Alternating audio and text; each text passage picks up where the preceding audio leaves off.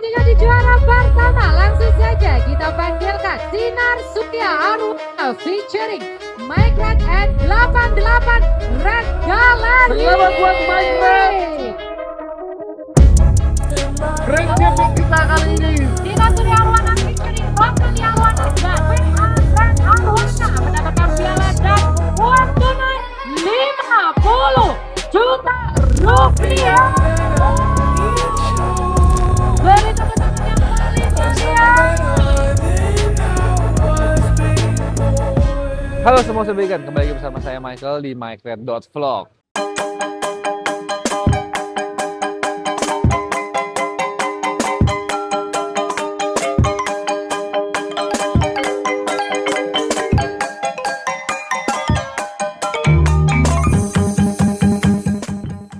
Jadi hari ini kita ada di Surabaya. Hari ini kita mau ngevlog sedikit tentang perjalanan kontes kita di Surabaya. Teman-teman, kalau teman-teman tahu kita di sini ikut sebagai partisipan. Kita bawa 2 ekor dari Jakarta. Nah, hari ini kita mau lihat sebenarnya siapa sih ikan ini, sejarahnya ikan ini gimana. Dan kita mau ngobrol-ngobrol sedikit lebih banyak, atau mungkin nanti monolog si Noldi. Kita pingin tahu sebenarnya proses yang dijalanin dari ikan ini dari zero to hero tuh gimana. Jadi ikan yang pertama ini yang kita bawa namanya adalah Leviathan. Nah, ini adalah ikan yang tadinya ikan yang dirawat oleh Arnoldi di special facility grooming dari VA Red Arrow. Nah, ikan kedua yang kita bawa adalah Igun. Adalah salah satu ikan yang dipilih bersama oleh tim Mike Red dan dirawat di Mike Red Facility dan disempurnakan oleh 88 Red Gallery. Puji Tuhannya dan senangnya, walaupun kita hanya bawa 2 ekor, kita mendapat 2 prestasi paling tinggi di kelas XL. Satu ikan ini Leviathan mendapatkan gelar Grand Champion, di mana gelar ini yang memang dicari-cari oleh seluruh penghobi arwana. Dan gelar kedua kita dapatkan di juara 1. Jadi 2 ikan jebolan dari tim Mike Red saling berlomba, saling beradu dan mendapatkan 2 gelar teratas. Nah, mungkin gua akan mulai dari Igun dulu. Jadi Igun ini adalah suatu ikan yang unik. Kenapa saya bilang unik? Dari namanya pun kita bisa menerka-nerka kenapa. Jadi waktu itu kita lagi ada bebersih indukan kolam One Red. Semua vlognya lengkap, teman-teman bisa tonton. Ikan ini itu kita dapat dan kita angkat. Pada saat itu kita nggak tahu sebenarnya ini itu ikan betina atau jantan. Cuman pada saat itu dibilang ikan ini pernah gendong telur. Tapi kata orang yang lebih profesional, kemungkinan besar ikan betina itu juga katanya ada beberapa yang bisa bantu gendong telur. Karena pada saat itu memang bentuk badannya itu tidak seperti ini udah lebih kurus gitu loh. Akhirnya kita putuskan, oke, karena kita tidak tahu gendernya ikan ini apa, kita mau coba untuk grooming ikan ini. Karena kalau kita masukin ke kolam pun, kemungkinan besar hitungan kita akan jantan betina di kolam itu berubah gitu. Akhirnya si Igun kita bawa ke rumah dan kita grooming.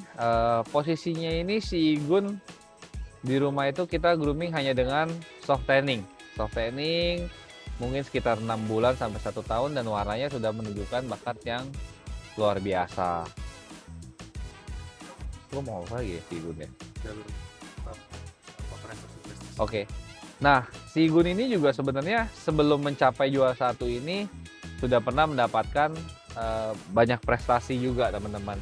Yang pertama kali, kalau nggak salah ingat, kita pernah ikut di Oktober. Waktu itu warna Igun belum mateng, dan memang di saat itu kontestan lainnya juga lumayan berat. 2 di antara kontestan itu ada di sini juga. Waktu itu Igun dapat juara 5 karena warnanya masih agak berantakan, karena kita waktu itu hanya soft tanning aja ya, teman-teman. Nah, terus dia ada masuk lagi di kontes berikutnya. Setahu saya RDI Cia ya, yang ada di tahun ini. Dia naik ke juara 2 tuh teman-teman, karena di situ juga kita udah mulai melakukan sedikit hard tanning, kita udah mulai masukin PLL-nya. Habis dari kontes RDI Cia itu, si Igun nggak sempat di tanning lagi karena warnanya masih nempel. Kita ikutin ke Indo Dragon lagi, dia dapat lagi juara 2. Nah itulah Igun. Nah setelah dia dapat juara 2, karena kita juga nggak finish groomingnya, Coach Chandra dari 88 bilang ikan ini bisa difinishin, dan mungkin sekalian belajar finishing ikan ini, kita juga langsung diajarin cara praktek langsungnya gimana, karena kita tiap hari pergi ke rumah dia untuk ngelihat sebenarnya perjalanannya kayak gimana. Dan akhirnya setelah 2 bulan Igun ini berhasil mendapat juara 1 itu. Nah, untuk ikan selanjutnya mungkin bukan saya yang bisa menjelaskan. Mungkin lebih ke Arnold yang bisa jelasin. Kita akan bahas sebenarnya Levi itu siapa dan historinya gimana. Oke, kita lanjut teman-teman ya. Kalau tadi kita udah memperkenalkan 2 ikan kita. Dan kalau teman-teman lihat juga di YouTube kita sebelum-sebelumnya itu, kita udah pernah membahas salah satu pilar yang cukup penting di arwana yang memang jarang dibahas sama orang, yaitu yang namanya pilar pembesaran. Dan kita sudah mulai ngasih tunjuk ke teman-teman bahwa ikan-ikan yang notabene bisa jadi Grand Champion atau ikan-ikan yang mewah ini, itu adalah semua bermula dari seekor bayi arwana yang digedekan oleh teman-teman yang jago pembesaran. Tapi hari ini kita nggak akan bahas lagi masalah pembesaran, karena kita mau bahas di segi warna gitu. Karena untuk menciptakan warna ini ada banyak hal yang mungkin mesti kita lakukan. Jadi kita nggak bisa ngangkat ikan dari kolam, kita langsung tanning segala macam, itu nggak bisa. Ada prosesnya, ada proses adaptasinya, ada proses makannya, ada proses pencucian base-nya, yang hari ini mungkin lagi-lagi tidak akan dibahas oleh saya, tapi mungkin akan dibahas oleh Arnold, karena menurut saya Arnold yang pantas untuk ngebahas ini, karena dia ngebawa ikan ini dari tidak ada warna sampai warnanya sangat cerah seperti ini. Dan saya tahu banget pertama kali ikan ini datang ke fasilitas kita, saya adalah salah satu orang pertama yang cukup ragu dengan base warna ini. Karena sebagai seorang yang sering ngeliat ikan, awalnya kita ngeliat warna ikan ini kemungkinan besar hanya ring tebel aja, tapi ternyata bisa sampai full box dan senyala ini. Oke. Jadi mungkin teman-teman izinkan Arnold untuk cerita gimana sih perjalanan training dari ikan ini. Oke teman-teman, jadi gua susah nih ya, gua juga pegang kamera soalnya. Jadi ini gua mau perkenalin secara detail aslinya nih sejarah Leviathan tuh seperti apa. Jadi Levi ini aslinya ikan yang kalau dari cerita aslinya itu adalah Rosandi yang pilih dari beberapa banyak ikan ya dulu ya. Dia pilih di tempat dia beli, dan ketika dia mau taruh itu, dia mau grooming, dia mau taruh di kita dulu. Zamannya masih ada fasilitas kita yang di Alam Sutra. Jadi Levi waktu itu sampai fotonya tuh seperti ini. Aslinya hal inilah yang buat gua dan Komek aslinya ragu untuk grooming Levi. Tapi gue bilang, oh udah nggak apa-apa, skip di sini. Coba kita rawat sebaik-baiknya, kita lihat hasilnya bakal kayak gimana. Nah seiring jalan tuh hasilnya dia warna mulai ada naik. Memang tidak cepat ya di awal, tetapi ada fase di mana tiba-tiba dia tuh mau ngebut gitu. Nah itu uniknya Levi. Jadi Levi ini kalau teman-teman lihat di foto awal dia datang itu, dia itu warna kepalanya aslinya warna biru gitu ya. Tetapi sekarang kita lihat ini udah sama sekali tidak ada warna birunya ya, lebih ke merah-merah saja dan ada sedikit hijau ya di sini nih, di crownnya, di mahkotanya.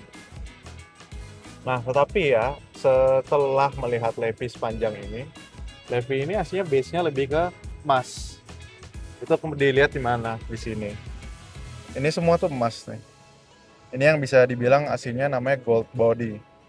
Nah gold body ini memang nggak semua arwana bisa punya. Menurut gue pribadi ini adalah genetik yang apa ya, yang nggak sering kelihatan gitu loh. Tapi di sini ada beberapa, contohnya kayak ikan ini juga, ini gold body.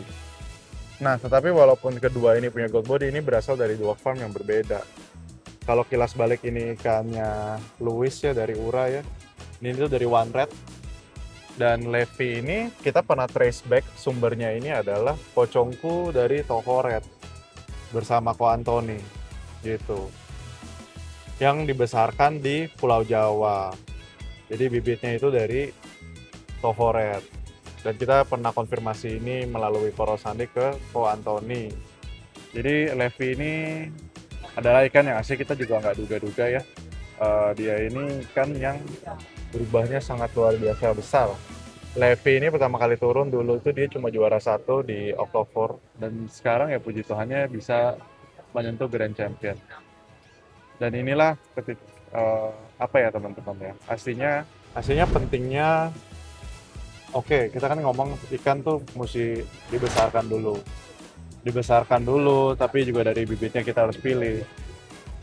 Dan akhirnya masuk proses memerahkan ya, atau proses tanning.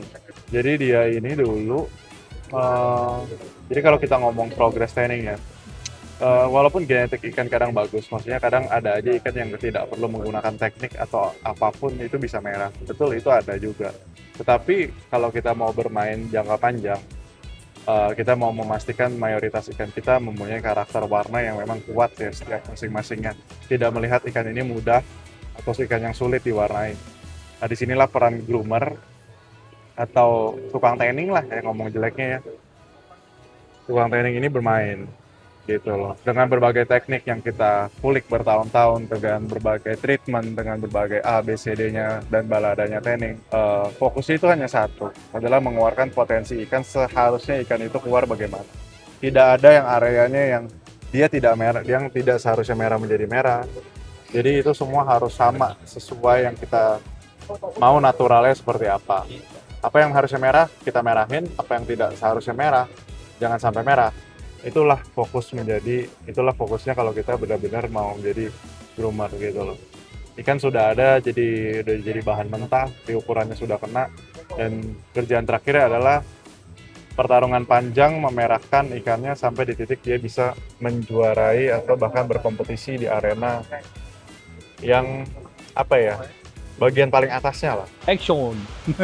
Ya teman-teman, kalau di Surabaya tadi kita udah membeberkan 2 dari pasukan kita yang kita bawa ke Surabaya dan mendapatkan prestasi. Di ujung video ini saya pingin banget ngomong tentang yang namanya farm, karena 2 ikan tersebut originnya juga udah saya kasih tahu teman-teman.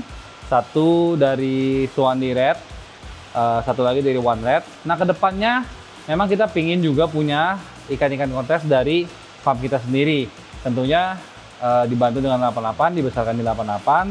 Nah, kita mau lihat sebenarnya ikan-ikan yang kita punya itu nanti bisa ikut kontes atau enggak. Karena saat ini kita sudah menimbun lumayan banyak anakan, teman-teman. Kalau teman-teman lihat di sini, ini semua anakan dari Mike Red yang dibantu oleh 88 besarkan. Kalau kita lihat sekilas secara anatomi dan warna, sebagian besar dari ikan ini udah dapat warnanya dan juga anatominya ya teman-teman ya. Ekornya pun close, juga lebar-lebar, warnanya pun merah pekat gitu. Nah ini ada satu ikan yang baru kita pindah, kita ukurannya udah gede. Nah ini contoh-contoh ikan yang udah berukuran 30 cm dari farm kita teman-teman.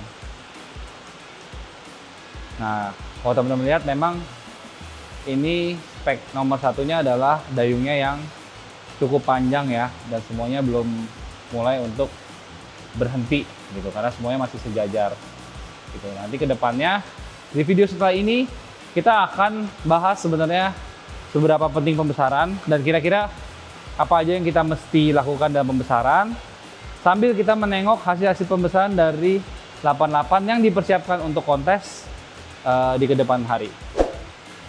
Thank you teman-teman udah nonton. Jangan lupa like, comment, subscribe, dan semua itu gratis. Sampai jumpa di episode berikutnya.